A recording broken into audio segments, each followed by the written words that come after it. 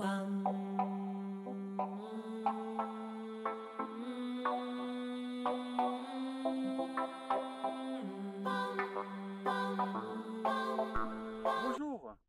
voilà donc on va récolter la ronce donc pour faire nos paillassous. Qu'est-ce qu'il faut comme outil? Simplement le sécateur et un outil que j'ai inventé, vous allez vite comprendre pourquoi. C'est pour donc enlever toutes les épines, pour pas se piquer. Alors il y en a qui récoltent leur ronce avec les piquants, moi je préfère les récolter directement sans les piquants, c'est plus facile à faire les fagots. Voilà, donc je vais partir chercher sur donc ces échantillons de ronces qui ne sont pas obligatoirement les meilleurs, mais j'ai voulu le faire ici parce que vous avez un très beau fond, qui est donc notre fond du Cantal. Donc c'était quand même sympa de faire cette vidéo avec un arrière. Voilà, donc je vais aller chercher donc cette ronce qui peut me convenir.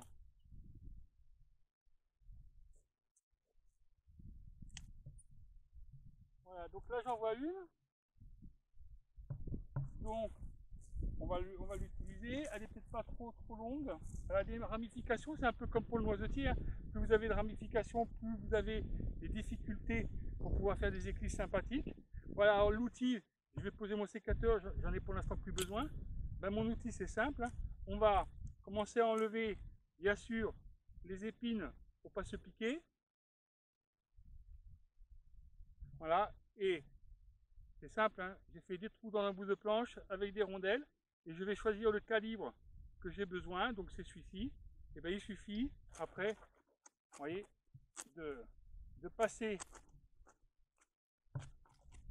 la tige pour pouvoir donc enlever tous les piquants. Et là on se blesse pas. Vous voyez, c'est quand même assez sympa. Donc je ne vais pas la faire aussi longue parce que bon, elle n'est pas assez longue, hein. Mais bon, c'est pour montrer, c'est pas non plus pour faire la meilleure éclisse du monde. Donc voilà, je vais utiliser donc mon bout de ronce et on va s'apercevoir, si je coupe vraiment comme il faut, qu'il y a 5 côtés. 1, on les voit bien les côtés, 1, 2, 3, 4 et 5. Alors la technique pour faire son éclisse, c'est toujours la même chose. On va prendre donc son couteau, outil indispensable en vannerie. Donc nous c'est un capujadou, mais bon je l'ai oublié avant de venir faire la vidéo. Donc là je vais couper en 3 morceaux. Et vous allez voir que le technique est quand même assez simple. Donc là on est sur donc 2 morceaux d'un côté, 3 de l'autre. Et je vais écarter pour donc préparer mon éclisse.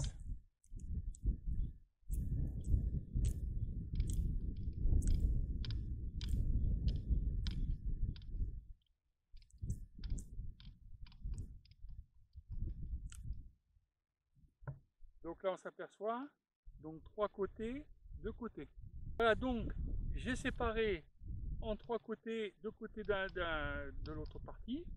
Donc je vais en prendre une et je vais affiner le bord de mes deux faces. Et vous allez vite comprendre pourquoi. Et alors c'est pareil, hein, comme je disais au noisetier, hein, ce qui est le plus difficile en vannerie, c'est pas de faire un panier, mais c'est surtout de trouver la bonne marchandise. Alors je vais enlever la moelle qui se trouve au milieu. Vous voyez, donc là, vous voyez, c'est toujours une histoire de gratter. Hein.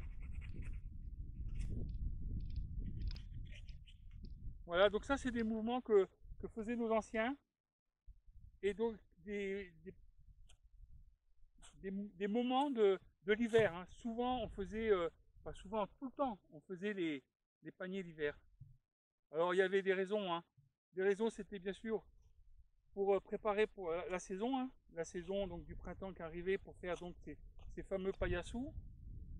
Et donc il y avait du temps quand on avait fini de travailler à l'étable, et bien le soir à la veillée, comme la télévision était loin d'exister, et bien pour passer le temps, on faisait des paniers, on n'essayait pas, on faisait des paniers. Et nous on l'a connu quand on était môme. Hein. Je parle souvent dans mes animations de Raymond, qui nous a donné peut-être l'envie de faire ces genres de paniers. Il en fait toujours.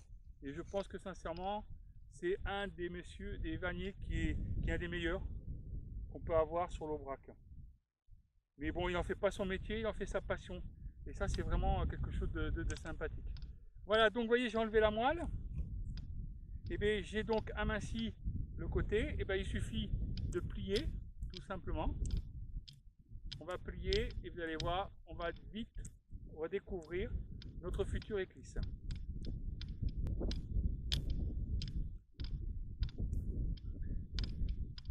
Voilà, donc cette éclisse, toujours pareil, on a la possibilité de laisser le verre ou de le gratter.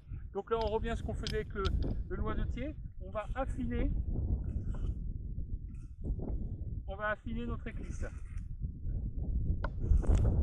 Voilà, alors c'est sûr qu'elle est un peu courte, hein. On les fait à peu près d'une brassée, 1,20 m, mais toujours le même principe, on doit entourer autour d'un doigt pour qu'elle soit assez affinée, donc qu'elle soit affinée à point. Donc là, on peut déjà travailler ce genre d'éclisse.